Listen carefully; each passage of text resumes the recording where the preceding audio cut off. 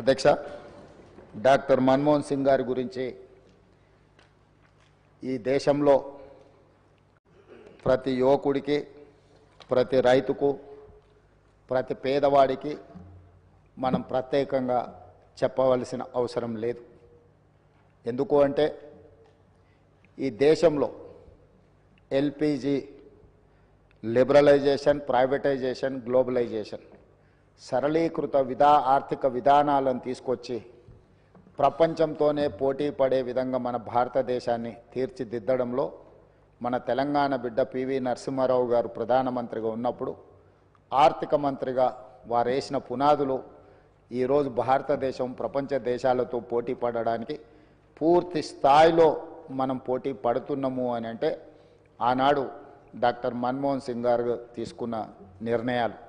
అదేవిధంగా అధ్యక్ష, ఈరోజు ప్రపంచమే గర్వించదగ్గ ఆర్థికవేత్త, ఈ ఆర్థికవేత్త ఈ దేశం కోల్పోవడం అనేది మనకు తీరని లోటు. ఈ లోటు వారి కుటుంబానికే కాదు, యావత్ దేశానికి, ప్రపంచానికే ఒక గొప్ప తత్వవేత్త, ఆర్థికవేత్త, గొప్ప నాయకుడిని కోల్పోవడం జరిగింది అధ్యక్ష. నీతి, నిజాయితీకి, నిబద్ధత అని ఒకవేళ ఎవరినైనా ఉదాహరించాల్సి వస్తే, రోల్ మోడల్గా ఎవరినైనా మనం తీసుకోవాల్సి వస్తే ఈ తరంలో డాక్టర్ మన్మోహన్ సింగ్ గారితో పోటీ పడే వాళ్ళే లేరు అని చెప్పి ఈ సభ ద్వారా నేను తెలియజేయదలుచుకున్నాను.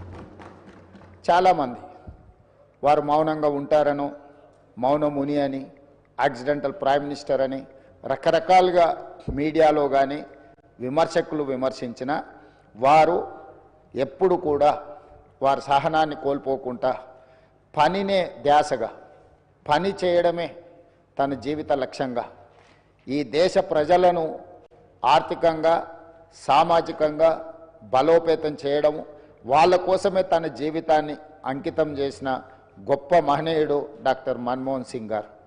విమర్శలను సైతం వారు విమర్శించలేని పరిస్థితులు కల్పించి వారు ఒక గొప్ప నాయకుడిగా వారు రాణించారు. ఈ తరం ఎవరినైనా